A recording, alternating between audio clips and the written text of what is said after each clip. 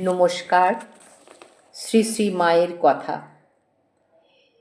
একটি ঘটনা শুনেছিলাম রাসবিহারী মহারাজের মুখে, মায়ের শরীর যাবার বেশ কিছুদিন পর।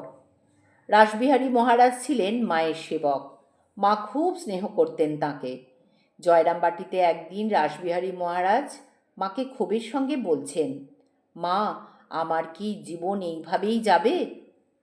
এই বাড়ি তৈরি, বাজার করা, হিসেব লেখা, এসব করে কি হবে আমার?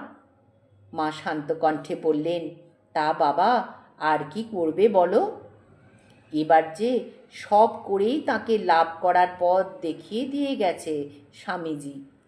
নিষ্কামভাবে তার উপাসনা ভেবে এসব কাজ করলেই মুক্তি হয়ে যাবে। আর কি করতেই বা চাও তুমি? তপস্যা করতে চাও?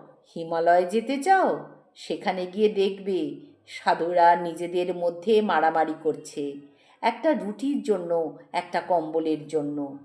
পাহাড় জঙ্গলে গিয়ে চোখ বুজলেই কি তিনি এসে যাবেন তোমার সামনে? তার চেয়ে নরেন এই যে ব্যবস্থা করেছে, এর কি তুলনা আছে? শুধু তার কাজ ভেবে, তার সেবা ভেবে কাজ করা। আর তুমি যে কাজ করছো, এসব যে গো আমারই কাজ। শুনছো রাসবিহারী? দেখো, আমার দিকে চেয়ে দেখো।